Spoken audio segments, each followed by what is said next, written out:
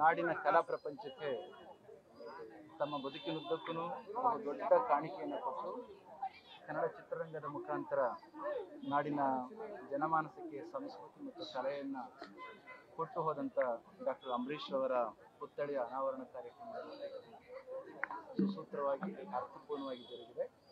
ಅವರು ಚಲನಚಿತ್ರ ನಟರಾಗಿ, ರಾಜಕಾರಣ ನೇತಾರರಾಗಿ, ಮಂತ್ರಿಯಾಗಿ, ಕೇಂದ್ರ ಮಂತ್ರಿ, ರಾಜ್ಯ ಮಂತ್ರಿ ಮಾಡಿದ ಸೇವೆ ಅನನ್ಯವಾಗಿ ಅಂತಹವರ ನೆನಪನ್ನು ಮಾಡಿಕೊಳ್ತಕ್ಕಂಥ ಅವಶ್ಯಕತೆ ನಮ್ಮ ಮುಂದಿನ ಯುವಜನಾಂಗಕ್ಕಿದೆ.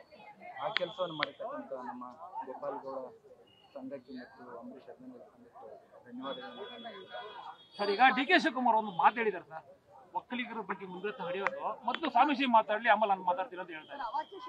ಅದು ಮಹಿಳೆಗೆ ನಿನ್ನೆ ಮಾಡಿ ಒಕ್ಕಲಿಗ ಸಮುದಾಯದ ತಾಯಿ ಬಗ್ಗೆ ಮಾತಾಡಿದ್ದಾರೆ ಸರ್. ಇವತ್ತಿನ ಆಧುನಿಕ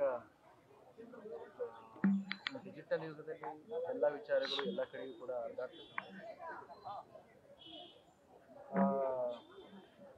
ಆಡಿಯೋ ಅಂತಕ್ಕಂಥದ್ದು ಏನಿದೆಯಲ್ಲ ಅದನ್ನು ನಾನು ಕೂಡ ಕೇಳಿಸ್ಕೊಂಡಿಲ್ಲ. ಅದನ್ನ ಈಗಾಗಲೇ ಧ್ವನಿ ಪರೀಕ್ಷೆಗೆ ಕಳಿಸ್ಕೊಟ್ಟಿದ್ದಾರೆ ಅಂತಲೂ ಕೂಡ ಗೊತ್ತಾಗಿದೆ. ಯಾರೇ ಮಾತನಾಡಿದ್ರು, ಅವ್ರು ಮಾತನಾಡಿದ್ರು ಅಥವಾ ಇನ್ನೊಬ್ಬರು ಮಾತನಾಡಿದ್ರು ಅದು ಗೊತ್ತಾಗುತ್ತೆ.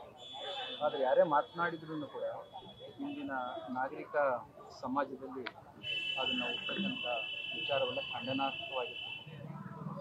ಆಧುನಿಕತೆ ಬೆಳೆದಿದ್ದನ್ನ ಕಾರಣಕ್ಕೋಸ್ಕರ ನಮ್ಮ ಸಂಸ್ಕೃತಿಯನ್ನು ನಾವು ಕಾಣ್ಕೊಂಡ್ಬರ್ಲಿಕ್ಕೆ ಸಾಧ್ಯ.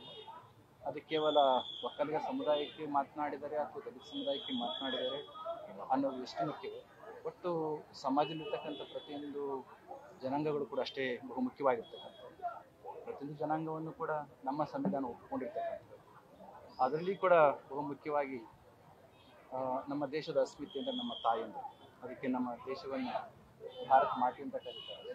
ಅಂತಹ ತಾಯಂದರ ವಿಚಾರದಲ್ಲಿ ಅವ್ಯಾಚ್ಯವಾಗಿ ಹೇಳಲಿಕ್ಕೆ ಆಗಿರ್ತಕ್ಕಂಥ ಮಾತುಗಳ ಮುಖಾಂತರ ಆ ಧ್ವನಿ ಮುದ್ರಣದಲ್ಲಿ ಇರ್ತಕ್ಕಂಥದ್ದು ಸಹ್ಯ ಅಲ್ಲ ಅಂತ ಭಾವನೆ ಇದೆ. ಹಾಗಾಗಿ ಅದನ್ನು ಮಾತನಾಡಿರ್ತಕ್ಕಂಥವ್ರು ಯಾರೇ ಆದ್ರೂ ಕೂಡ ಸೂಕ್ತವಾಗಿರ್ತಕ್ಕಂಥ ನಿರ್ಧಾರ ಮತ್ತು ಕ್ರಮ. ನಾಳೆ ಒಕ್ಕಲಿಗರ ಸಂಘದಿಂದ ಪ್ರೊಟೆಸ್ಟ್ ಕರೆದಿದ್ದಾರೆ ಕೆಂಗೇರಿ ಬಳಿ. ನೀವೇನು ಹೋಗ್ತೀರಾ ಸರ್? ನೀವೇನು ಅದ್ರ ಬಗ್ಗೆ ನನಗೆ ಗೊತ್ತಿಲ್ಲ. ಸರ್, ಈ ಹಿಂದೆ ಕೂಡ ರಾಮನಗರದಲ್ಲಿ ಇಲ್ಲದೆ ಇರುವಂತಹ ರಾಜರನ್ನ ಸೃಷ್ಟಿ ಮಾಡಿ ಸಿನಿಮಾ ಮಾಡೋದಕ್ಕೆ ಹೊರಟಿದ್ದು ಪದೇ ಪದೇ ಒಕ್ಕಲಿಗರನ್ನ ಟಾರ್ಗೆಟ್ ಮಾಡ್ತಿದ್ದಾರೆ. ಹೌದು, ಬಹುಶಃ ಉರಿಗೌಡ ನಂಜೇಗೌಡ ಸಂದರ್ಭದಲ್ಲಿ ಇರ್ಬೋದು. ಅವಾಗ ಕರ್ಸಿ ನಾವು ಅವರಿಗೆ ಬುದ್ಧಿ ಹೇಳಿದ್ವಿ, ಅನಂತದಲ್ಲಿ ಅವರು ಸ್ಟಾಪ್ ಮಾಡಿದ್ರು. ಆದರೆ ಈಗ ಈ ವಿಚಾರಕ್ಕೆ ಸಂಬಂಧಿಸಿದ ಹಾಗೆ ನಿಜಕ್ಕೂ ಧ್ವನಿ ಮುದ್ರಣದ ಒಂದು ವಿಚಾರದಲ್ಲಿ ಅದು ಆಯಿತು ಅಂತಂದರೆ ಯಾರು ಮಾತನಾಡಿದ್ರು ಅವರಿಗೆ ಖಂಡಿತ ಕ್ಷಮಿಸ್ಲಿಕ್ಕೆ ಅರ್ಹವಾದ ವಿಚಾರ. ಇಡೀ ಕೇವಲ ಒಕ್ಕಲಿಗ ಸಮುದಾಯದ ತಾಯಂದಿರು ಅಥವಾ ಇನ್ನೊಂದು ಸಮುದಾಯದ ತಾಯಂದಿರು ಸಮಸ್ತ ನಮ್ಮ ಒಟ್ಟು ಸಮಾಜದ ತಾಯಂದಿರ ಸಂಸ್ಕೃತಿ ಬಗ್ಗೆ ಒಂದು ಮಾಡೆಸ್ಟಿ ಅಂತ ಕರೀತಾರೆ. ಆ ಮಾಡೆಸ್ಟಿ ಬಗೆಗೆ ಮಾತನಾಡ್ತಾರೆ. ಬಿಜೆಪಿ ರಾಜ್ಯಾಧ್ಯಕ್ಷರ ಪತ್ರ ಬರೀತೀರಾ ಸರ್, ಕ್ರಮ ಕೈಗೊಳ್ಳಿ ಅಂತ? ಇದು ನಾಗಮಂಗಲದಲ್ಲಿ ಕೋಮು ಸೌಹಾರ್ದತೆಯ ಧಕ್ಕೆ ಉಂಟಾಗ್ತಾ ಇದೆ. ತಾವೇನು ಶಾಂತಿಯ ಸಂದೇಶ ಕೊಡ್ತೀರಿ? ಓಕೆ, ಅದು ಆಗಿರ್ತಕ್ಕಂಥದ್ದು ಈಗಾಗಲೇ ನಾಡಿಗೆಲ್ಲ ಗೊತ್ತಾಗಿದೆ. ನಾಗಮಂಗಲ ಶಾಂತಿಯಿಂದ ಈಗಾಗಲೇ ಕೂಡಿದೆ, ಯಾವಾಗಲೂ ಕೂಡ ಶಾಂತಿಯಿಂದ ಇರ್ತಕ್ಕಂಥದ್ದು. ಆದರೆ ಇದ್ದಕ್ಕಿದ್ದಾಗ ಘಟನೆ ಆದದ್ದು ತುಂಬ ನೋವಿನ ಸಂಗತಿ. ಸಾಮಾನ್ಯವಾಗಿ ಯಾವಾಗಲೂ ಕೂಡ ಹಿಂದೂ ಮುಸಲ್ಮಾನ್ ಬಾಂಧವರು ಆ ಭಾಗದಲ್ಲಿ ಸೌಹಾರ್ದಯುತವಾಗಿ ಅಣ್ಣ ತಮ್ಮಂದರ ಹಾಗೆ ಬದುಕ್ತಕ್ಕಂಥದ್ದು ನಾವು ಕಂಡಿದ್ದೇವೆ. ಆದರೆ ಈ ಸಂದರ್ಭದಲ್ಲಿ ಇದು ಲೇಟಾಯಿತು. ಅದು ತನಿಖೆ ನಡೀತಾ ಇರ್ತಕ್ಕಂಥದ್ದು. ನಾವೊಂದು ಮನವಿ ಮಾಡ್ಕೊಳ್ತಕ್ಕಂಥದ್ದು, ನಾವೆಲ್ಲರೂ ಕೂಡ ಒಂದೇ ನಾಡಿನ ಮಕ್ಕಳಾಗಿರೋದು.